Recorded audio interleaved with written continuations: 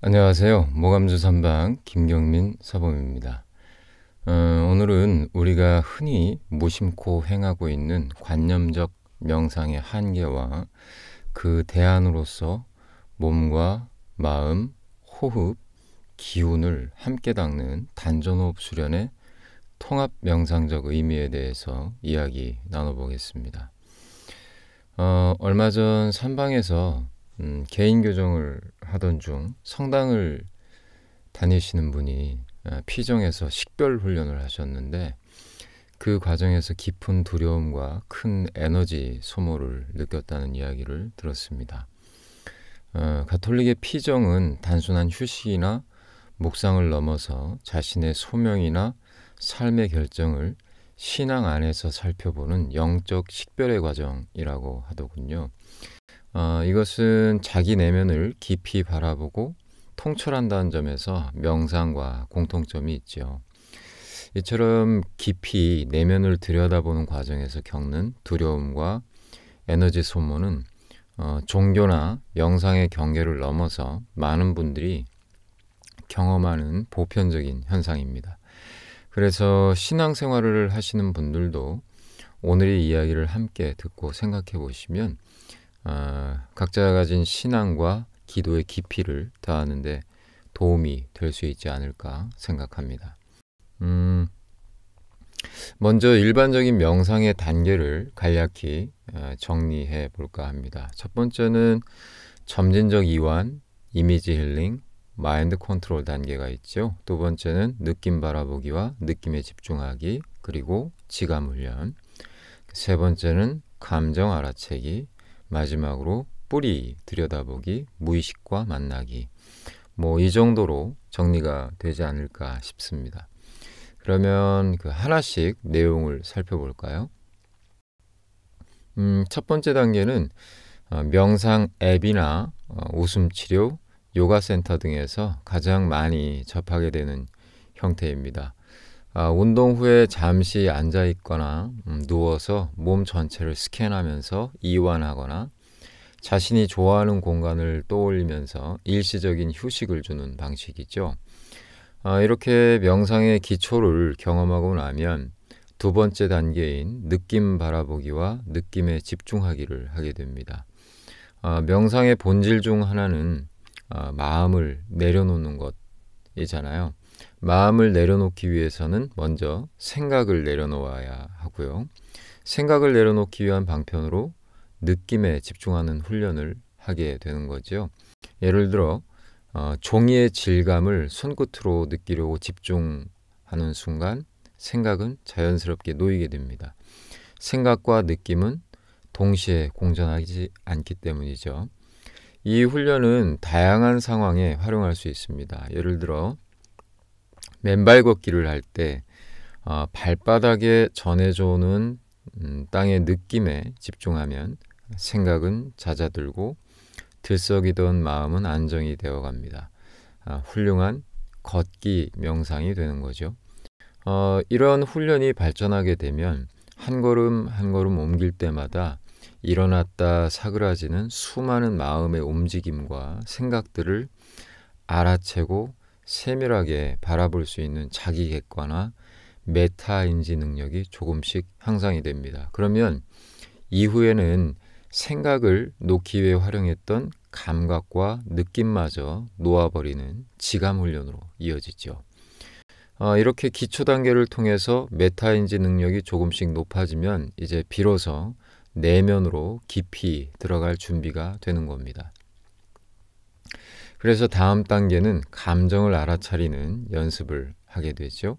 화가 날 때 감정에 휩쓸리지 않고 내가 화를 내고 있구나 하고 알아차리는 연습이 여기에 해당됩니다. 그런데 이 감정 알아차기는 그렇게 단순한 게 아니죠. 이 감정 알아차리기 단계는 앞에서 언급한 그 단계들을 충분히 거치지 않고 바로 접근하게 되면 얼마 지나지 않아 바로 한계에 부딪히게 되는 겁니다. 충분한 기초 훈련 없이는 메타인지가 향상될 수 없고, 당연히 감정 알아채기는 내면의 깊은 영역에 접근하는 훈련이 아닌 피상적인 일시적 흥미거리로 머무를 수밖에 없는 것이죠.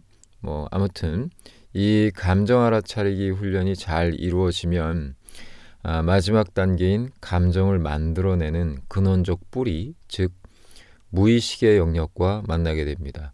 우리의 감정은 외부에 있는 대상이나 상황 때문이 아니라 오랜 세월 무의식적으로 형성된 고정관념이나 가치관에 충돌할 때 일어납니다. 동일한 상황에서도 사람마다 감정적 반응이 다른 이유가 바로 이 가치관 차이 때문인 것이잖아요. 이러한 고정관념과 가치관의 뿌리를 더듬어가는 과정은 물리적, 감정적 반응의 근원을 또렷이 인지하고 의도적으로 마주하는 일입니다.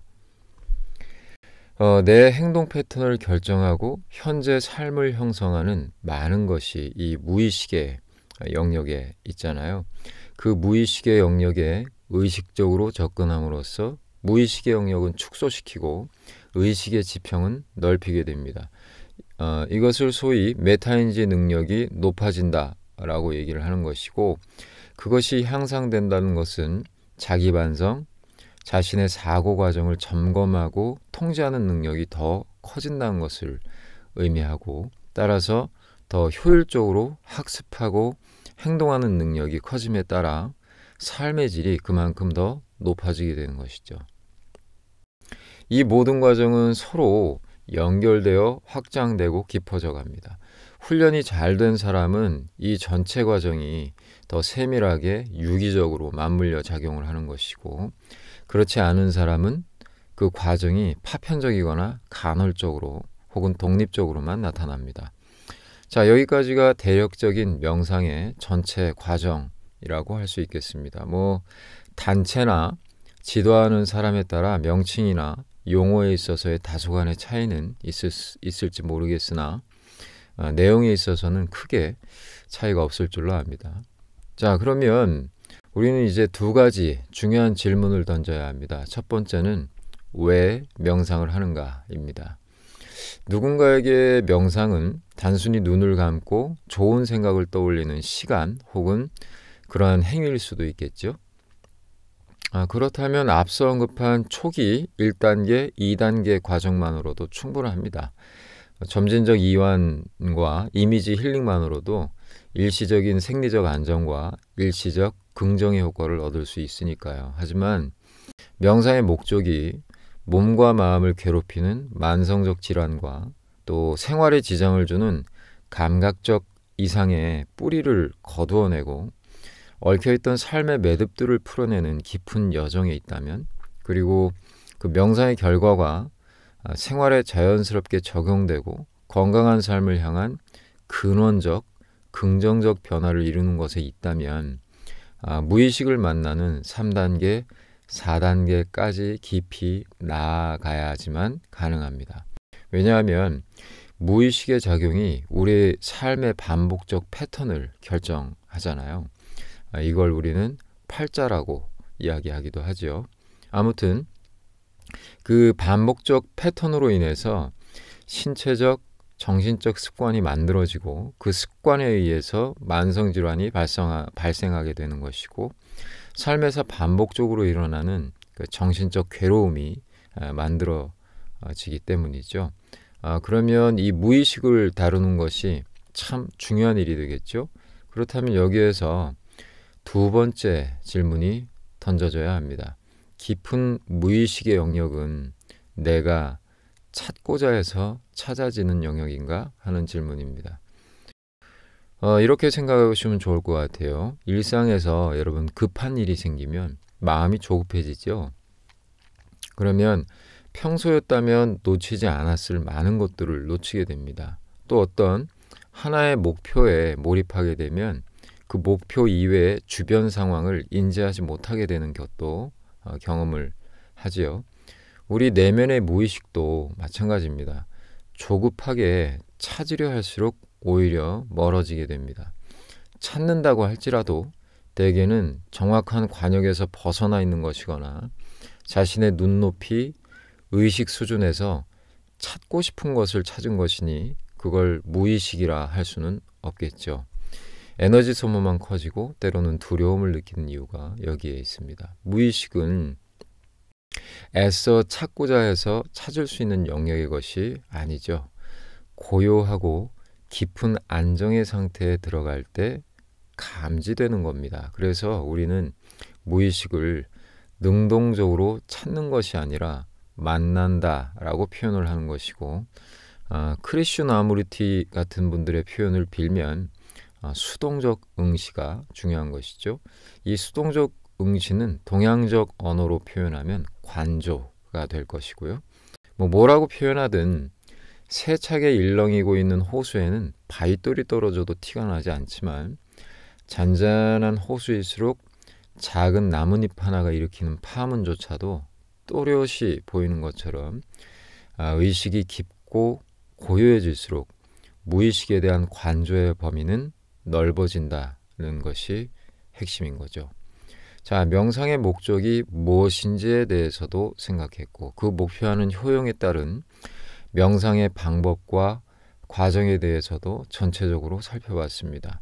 무의식이 단순히 관념적인 작용에서 그치는 것이 아니라 실질적으로 우리 신체적, 정신적 건강에 미치는 영향과 그 중요성에 대해서도 생각을 해봤죠. 자, 그럼 이제 그냥 명상을 바로 하면 되나요? 그렇진 않죠. 이제 실제 치유를 위한 명상을 하는 데 있어서 실질적으로 부딪히는 문제와 한계를 짚어봐야죠. 제 개인적인 이야기로 시작을 해볼까 해요. 제가 수련을 조금 더 깊이 있게 제대로 하고 싶다는 욕심으로 산에 들어가서 몇 해를 지낸 적이 있어요. 세상의 흐름에서 벗어나 자연 속에서 정말 수련이 잘 되더라고요. 소위 깨달았다고 하죠. 세상 이치를 다 알 것 같고 세상 모든 것이 이해되고 포용될 것 같고요. 그런데 막상 실생활에서 만나는 작은 갈등, 불편함을 참지 못하고 파르르 하거나 애써서 참고 있는 저를 마주하게 됩니다. 당황스러운 거죠. 나는 깨달은 사람인데 실제 삶의 현장에 뛰어들었을 때 이렇게 힘이 없는 나의 각성, 나의 공부들은 무엇이었는가 싶은 거죠. 그래서 그 길로 하산을 했습니다. 이런 수련과 생활의 분리, 관념적 명상의 한계로 인해 드러나는 모습들은 명상 수련을 하는 사람들 스스로도 많이 경험하고 주변에서도 많이 보기도 하지 않나 싶어요. 오랜 사유와 훈련을 통해서 온화한 표정을 짓고 너그럽고 예의 바르고 친절한 태도와 말을 보일 수는 있습니다. 하지만 이것은 진정한 내적 변화의 결과가 아니라 단지 그렇게 하는 것이 옳다는 당위와 훈련된 습관에 따라 행동을 억제하고 제어하는 데 불과할 수 있죠. 이러한 이유로 성직자나 수련가들이 때로는 내면에서 자학적인 성향을 갖거나 타인 앞에서는 근엄하고 바른 태도를 보이면서 보이지 않는 곳에서 쉽게 무너지는 이중적 모습을 갖게 되기도 합니다. 또 외적으로 훈련된 오름과 내적 진실 사이의 괴리에서 오는 갈등으로 인해 자신의 당위에 스스로 갇혀서 아집과 독선의 벽을 쌓고 스스로 고립되기도 하죠. 그 결과 겉으로는 근엄해 보이는 성직자나 수련자들이 때때로 굉장히 배타적이거나 분리주의적인 태도를 보이는 이유가 되는 것이기도 하고요.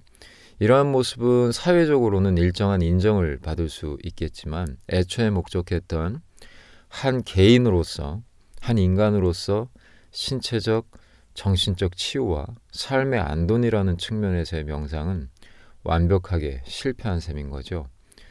그렇다면 마음 두는 대로 자연스럽게 실천이 이루어지고 몸이 가는 곳에 당위와 규율에 의한 제어가 아닌 내면적 풍요로움이 함께하는 것은 불가능한 일일까요? 여기에 대한 답이 우리 민족 고유의 심신수련 단전호흡 체계에 담겨 있습니다. 흔히들 단전호흡을 아랫배에 힘주고 호흡하는 숨쉬기 기술쯤으로 오인하고 있는데 단전호흡은 단순한 숨쉬기가 아니라 그 자체가 깊은 통합적 명상 체계입니다. 의식의 안정, 몸의 균형, 호흡, 기운의 유기적 작용을 핵심 요소로 해서 의식의 집중을 통해 기운을 순환, 축적하고 축적된 기운이 순환을 더욱 원활하게 하면서 몸은 균형과 조화를 이루고 이것은 다시 의식의 안정으로 이어지는 선순환의 원리를 담고 있습니다. 기운이 축적될수록 의식은 더 깊고 고요해지고 깊고 고요해진 의식은 더 정제된 에너지를 모을 수 있도록 합니다. 조금씩 에너지가 축적되고 의식이 더 깊어져 감에 따라 내면에 대한 관조의 범위가 더욱 깊고 넓어지게 되고 내 생각과 행동의 바탕이 되고 있던 무의식 뿌리들이 스스로 모습을 드러내는 겁니다. 그렇게 머리로 이해하거나 애써 찾은 무의식이 아닌 에너지의 축적과 순환 그리고 그에 기반한 깊은 침잠을 통해 스스로 드러난 뿌리들을 만나게 될 때 우리는 두려움이나 소진감이 아닌 온몸으로 느껴지는 각성의 순간과 희열을 마주하게 됩니다. 아, 그래서 내가 그랬던 거였구나. 아, 내가 그럴 수밖에 없었던 거였구나 하고 말이죠.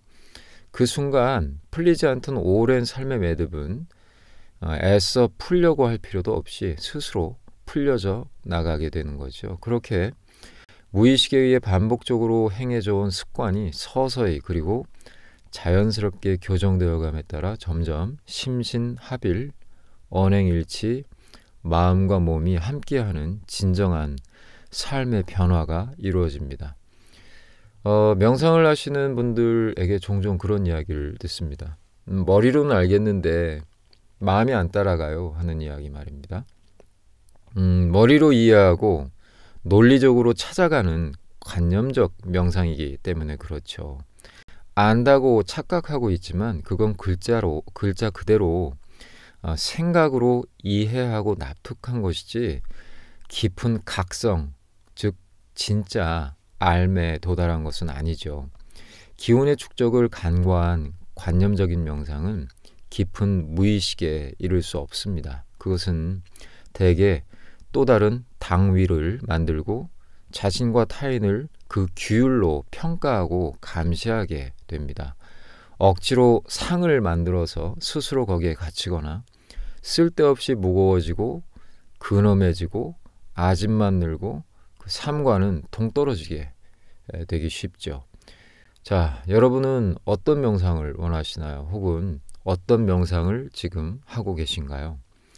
관념으로 만들어진 당위와 규율 속에서 억지 미소를 지으면서 자신과 타인을 평가하고 감시하는 명상을 하고 싶으신가요? 아니면 몸과 마음의 근원적인 치유와 스스로 삶의 주인이 돼서 삶을 조화롭게 조율하는 명상을 하고 싶으신가요?